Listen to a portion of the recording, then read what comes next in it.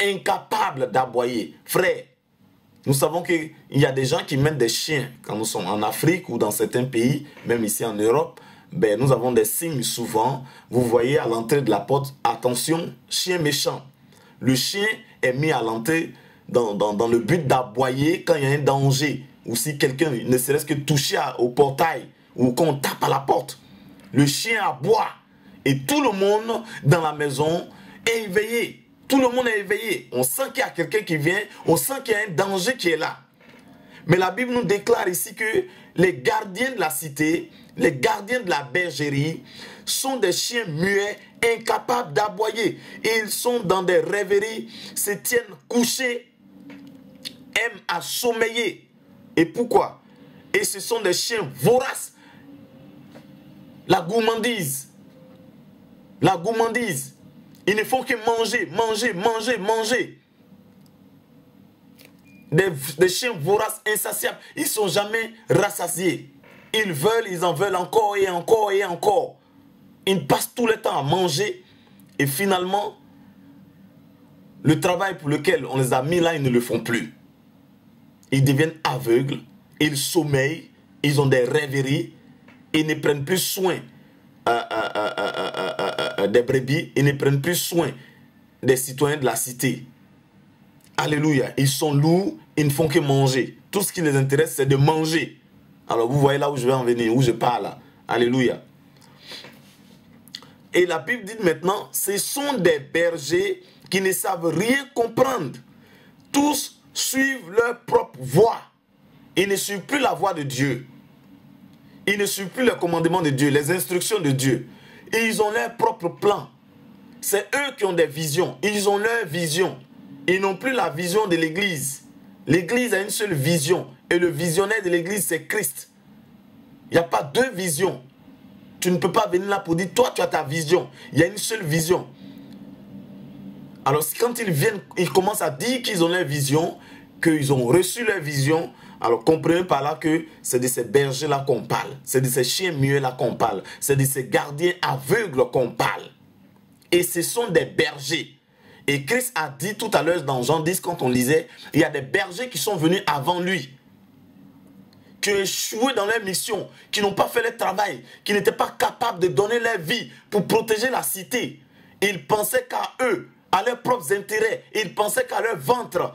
La Bible déclare c'est des bergers voraces, des chiens voraces, insatiables. Ils ne font que manger, ils veulent encore et encore et encore. Rien que leur ventre qui compte pour eux. Leurs intérêts personnels qui passent avant tout. Ils finissent par oublier qu'ils ont la protection des brebis dans leurs mains. Qu'ils doivent se donner pour que les brebis puissent se protéger. Quand ils détectent un danger, ils doivent sonner la trompette afin que le danger ne rentre pas dans l'enclos. Alléluia. C'est de ces bergers-là que Christ parlait, qui ont échoué dans leur mission. Et ils sont pleins. Parce que Christ même nous a dit de faire attention. L'apostasie viendra avant son retour. L'apostasie, l'abandon de la foi. Ces bergers-là sont revenus. Ils sont pleins dans la cité. Ils ont rempli les cités. Ils ont des églises qui naissent en bordure de route comme des champions, comme des boutiques. Ils emmagasinent des enfants de Dieu dans des soi-disant bâtiments avec leur propre vision, avec leur propre intérêt. Ils ont leur propre envie. Et finalement, à force d'être gourmands, à force d'être attachés à leurs propres intérêts, à leur propre voie, ils finissent par dépouiller le peuple, ils finissent par traire le peuple comme des vaches à lait, ils finissent par découper le peuple, hacher le peuple et les jettent finalement. Ou alors, quand ils sont là que le vrai danger vient, ils ne sont pas capables de détecter, puisqu'il n'y a pas d'onction véritable, puisqu'il n'y a pas de révélation véritable, puisqu'ils ne perçoivent rien de Dieu, tout vient d'eux-mêmes à cause de leur propre intérêt personnel, rien ne vient de Dieu. Tout ce qu'ils disent vient d'eux-mêmes, c'est eux qui inventent, c'est eux qui préparent. Dieu ne leur parle plus, ils font les choses selon leur propre intérêt. Et c'est le peuple qui est exposé au danger. Alléluia. Et Jésus nous a dit tout à l'heure, il est le bon berger qui donne sa vie. Il a vu le loup venir. Il a vu les péchés. Il a vu tout ce qui pouvait nous détruire. Il a tout pris sur la croix. Il a ouvert ses mains. Il a pris le danger sur lui. Alors que ces bergers-là, quand ils voient le danger, quand ils voient Satan venir, quand ils voient les bêtes féroces venir, quand ils voient le loup venir dans l'enclos, ils prennent les clics et claquent et ils fuient. Et la Bible dit, le loup rentre dans l'enclos et il va se ravir. Il dévore les enfants de Dieu. Et des innocents périssent. Nul ne prête attention, comme nous dit Ésaïe 57.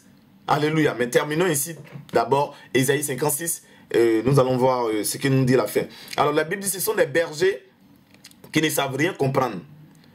Tous suivent leur propre voie, chacun selon son intérêt, jusqu'au dernier.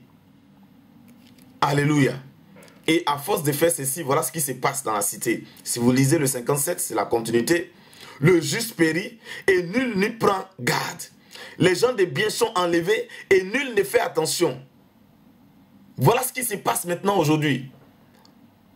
Des pauvres innocents en quête de spiritualité qui cherchent les dieux. Ces pasteurs-là utilisent la vulnérabilité de ces enfants de Dieu-là, les martèlent comme pas possible, les dépouillent comme pas possible et les abandonnent au loup. Pas de protection. Ils ne sont pas capables. Des prophéties qui viennent d'enfer, qui n'ont rien à voir avec les paroles bibliques. On te prophétise n'importe comment. Hein? Nous avons vu il n'y a pas longtemps à la télé une dame enceinte qui était allée voir un pasteur et voilà, on a commencé à dire qu'il y a la sorcellerie sur ton premier enfant, ta femme est sorcière ou l'enfant qu'elle porte sorcier. Et à force de sortir sorcier, le monsieur a fini par se suicider. Et voilà, la pauvre dame est restée seule avec ses enfants. Comment un couple, comment des enfants de Dieu innocents peuvent venir envers un pasteur?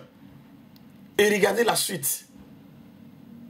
Nous qui sommes censés donner cette paix-là, vous les pasteurs, vous qui avez la charge, vous qui êtes les gardiens des brebis, vous qui êtes censés prendre tout sur vous afin que les brebis, eux, puissent être protégés, puissent être en bonne forme. Vous qui devez nourrir les brebis, mais les brebis ne font que vous nourrir vos idées, nourrir vos intentions, nourrir vos plans. Ils finissent par préparer vos retraites et eux, ils n'auront jamais rien pour leur retraite. C'est de ces bergers-là que Christ nous parle. Frère, tu es là aujourd'hui, réveille-toi. Toi qui adores encore ton pasteur. Toi qui veux tout donner à ton pasteur. Parce que pour toi, la Bible dit d'honorer les pasteurs, alors c'est fini. Il y a un seul pasteur. Il y a un seul bon berger. Il y a un seul intercesseur. Ce n'est pas ton pasteur, tu dois le savoir. Réveille-toi un peu. Réveille-toi un peu. Réveille-toi un peu. Ces faux bergers-là nous ont été annoncés. Et ils vont remplir la cité encore et encore. Ils viendront en nombre pléthore. On ne saura même plus. Quand nous rassemblons ce qui se passe aujourd'hui dans nos assemblées, la vérité est devenue mensonge et le mensonge est devenu vérité. On ne sait plus ce que nous avons. La vérité a complètement disparu. On nous a fait avaler des coloquins sauvages. Nous sommes constipés et nous sommes en train de mourir à petit feu. Ces pasteurs aveugles, ces bergers aveugles nous entraînent dans des trous, des puits sans fond. Réveille-toi un peu. Voilà ces bergers-là dont nous parle Christ. Christ est le bon berger, ma soeur, mon frère. Christ est l'unique berger que tu dois avoir dans ton cœur ce soir. Alléluia. Christ est celui-là qui est venu donner ta vie pour toi. Christ est celui-là qui a connu le chemin. Et il a dit le chemin, il est la vérité. Il veut que tu le suives désormais, pas quelqu'un d'autre. Ne cherche pas à entendre la voix d'un être humain. Cherche la voix d'abord de Christ, le Yoshua, Mashiach, ton sauveur. Cherche à entendre sa voix au nom puissant de Jésus. Au moment où je parle aujourd'hui, tu vas te recroqueviller, tu vas rentrer dans ta chambre, tu vas fléchir les genoux et tu vas entendre de Christ au nom puissant de Jésus pour sortir de la magouille de ces faux bergers, pour sortir des plans de ces faux bergers, pour sortir de ces intérêts de ces faux bergers. Parce que quand ils vont voir le danger venir, frères et sœurs, ils ne vont pas te protéger. Jésus l'a déclaré, ils vont prendre la fuite et le loup va sauter sur toi. Au nom de Jésus, Reçois ta délivrance aujourd'hui. Réveille-toi, frère. Christ a dit qu'il est en toi. Alléluia. Cherche-le, nuit et jour. Il est venu croiser, il est venu chercher les vrais adorateurs maintenant qui le font en esprit et en vérité. Ce n'est pas courir derrière les dénominations, ce n'est pas courir derrière les pasteurs, ce n'est pas courir derrière les grands noms. Tombe amoureux de Christ, tombe amoureuse de Christ, mon frère, ma soeur. Chéris-le nuit et jour, ton doudou chéri, c'est Christ. Combien de frères et sœurs sont encore en train d'adorer des pasteurs dans l'idolâtrie totale? Sans le pasteur, ils ne peuvent rien faire, ils ne peuvent pas prier, ils ne peuvent rien. Christ est venu restaurer la vie d'intimité avec lui que nous avions perdue avec notre aïeul Adam. Alléluia. Il est venu nous restaurer à notre position d'avant. Adam était le premier tabernacle, le premier temple. Parce que quand Dieu l'a créé, Dieu a soufflé le souffle de vie en lui. Et quand il a péché, la Bible dit Dieu a retiré sa gloire.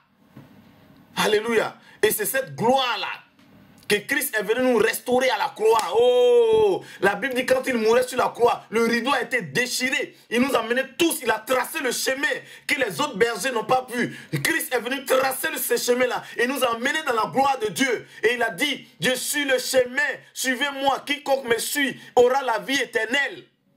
Ne suivez pas un pasteur, lève-toi mon frère, lève-toi ma soeur, au nom de Jésus.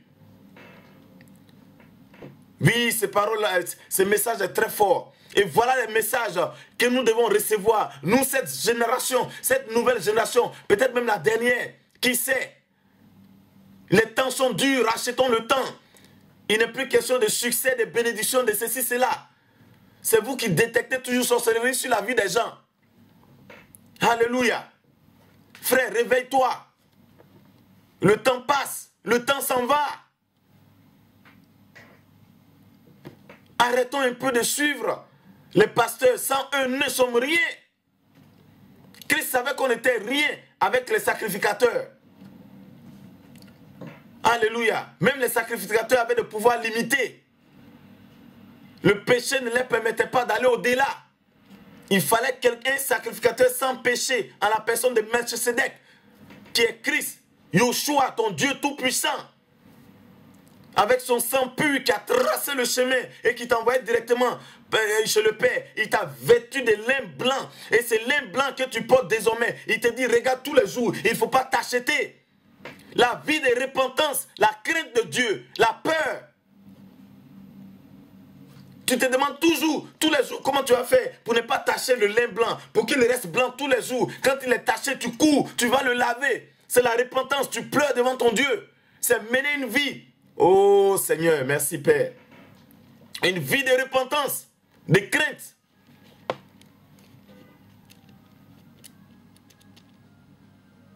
Alléluia. Christ est ton bon berger. Souviens-toi que tu es un bon berger. L'Éternel est mon berger. Je ne manquerai de rien. Ce n'est pas le pasteur